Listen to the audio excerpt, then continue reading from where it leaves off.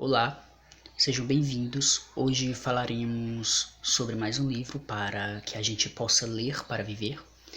E o livro é bem conhecido por todos, ele tem até uma categorização que é o YA.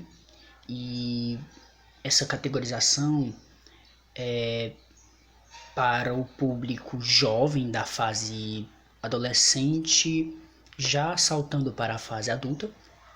E o livro é Crepúsculo, muito conhecido, vendeu milhões de exemplares, mas o que eu falarei sobre este livro? Pois bem, foi um livro que foi bem difícil para mim ler. Não, não, não acreditem que tenha sido por conta da escrita da autora. A escrita é uma escrita bem normal, bem simples e bem fraca.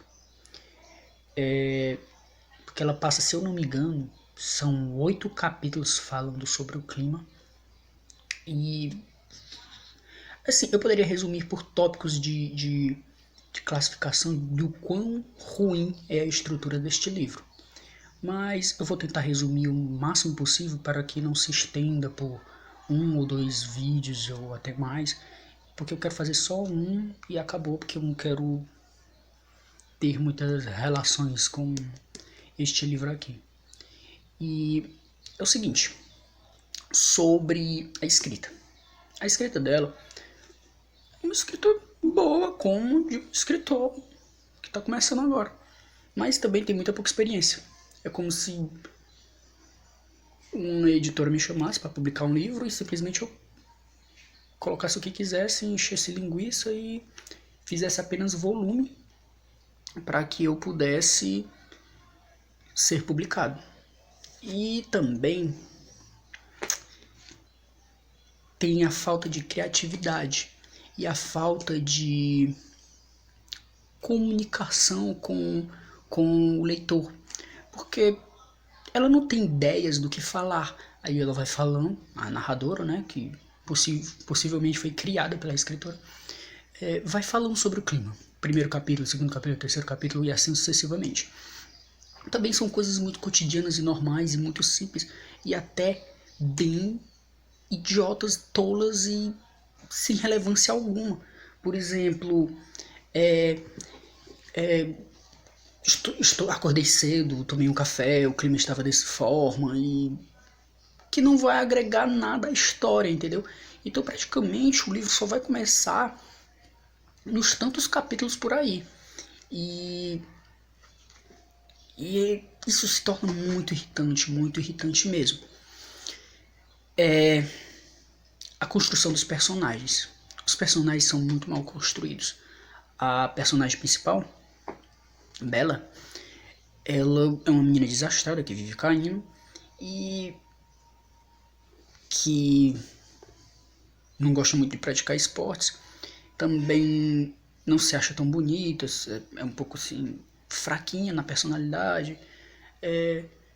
E é como se fosse para as garotas, as meninas, se enquadrarem num perfil como o dela. Mas que menina gostaria de ser como ela? Porque ela é sem qualidade alguma, sem relevância alguma, sem nenhuma personalidade. O personagem principal também, o que vai fazer o par romântico com ela, também não tem nada de personalidade. A personalidade dele é inútil. Então a autora não soube construir os personagens não foram bem construídos. E o que mais me irritou assim foi que tem também fatos que desfazem o nexo, a estrutura do texto que era para fazer sentido e para dar uma finalidade ao texto.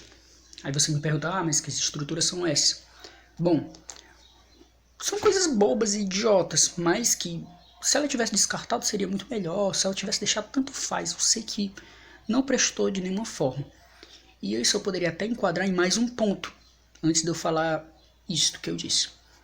Este ponto seria o ponto que o livro tem em torno assim, de umas 355 páginas, mas poderia ter sido resumidamente umas 150, umas 170 ou até mesmo 100 páginas, simplesmente. Então, como eu falei, é um enchimento de linguiça, um acrescente, acrescentado de baboseira, que fica ali enchendo a nossa paciência. E falei da falta de criatividade dos personagens, e a outra coisa que eu iria falar era da forma como ela faz alguns detalhamentos. Tem até uma coisa que eu gostaria de deixar claro aqui, que eu gostei até por sinal, porque geralmente os escritores eles têm esse artifício de tipo usar alguma frase ou algum termo para que depois a gente se surpreenda com isso. Por exemplo, tem um momento lá que ela tá olhando para ele e diz: ele me olhou como se estivesse querendo me morder com os olhos. E isso, tipo, vai fazer sentido depois, né? Como todo mundo já sabe a história, mas eu achei também muito idiota, muito assim, eu acho que mesmo da gráfica ou da editora, eu nem sei porquê, mas atrás da capa, a capa atrás já tinha dizendo quem Edward era, que ele era um vampiro. Então pra mim, perdeu todo o sentido, toda a graça a autora utilizar esse artifício. O artifício tipo de surpresa, tipo, por exemplo, eu toquei na pele dele e era tão fria como o gelo. Entendeu? Foi totalmente sem sentido. Também quando a Bella descobre que ele é um vampiro, é uma coisa natural, simples. Como, tô vendo um homem ali andando sem as pernas. Uma coisa, nossa, ele flutua. Naturalmente, isso acontece todos os dias. É simples. E ela tem uma reação natural, ela sabe que tá diante de um predador que vai matar ela a qualquer momento, mas tipo, normal, tô apaixonada, é simples. E também o fato que eu fiquei enrolando e não disse é que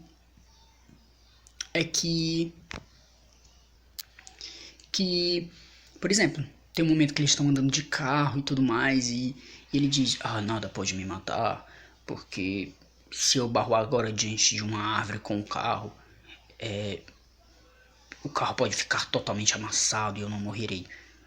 Futuramente, com o passar da leitura, ele diz que o que pode matar os vampiros é ele tendo os membros arrancados, né?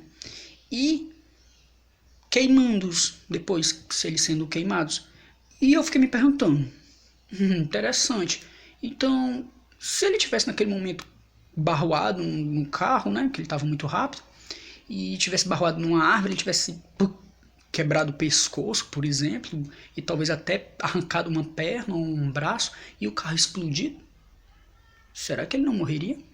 Mas isso daí é uma coisa assim que eu achei muito mal construído, muito mal programado.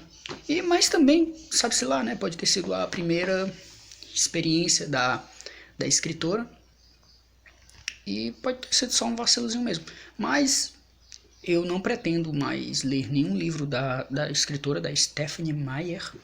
Não pretendo ler mais algum livro dela, nem a continuação do Crepúsculo, eu creio que não lerei, porque mesmo que a escrita dela possa mudar e a história possa melhorar, mas não, eu não pretendo ler,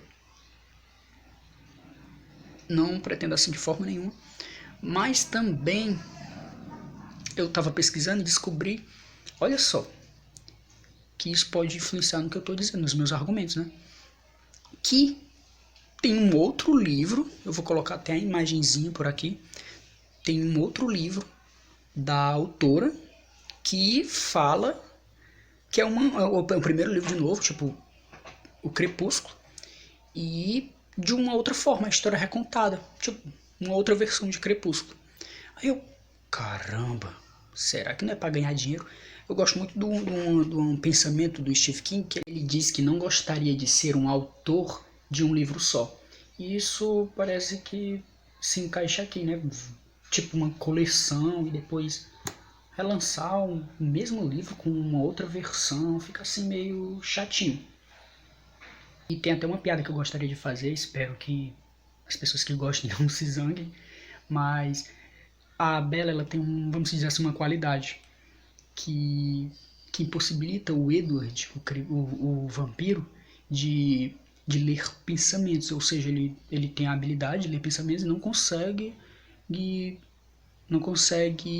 ler os pensamentos de Bella, que para ela praticamente se torna também uma vantagem, né?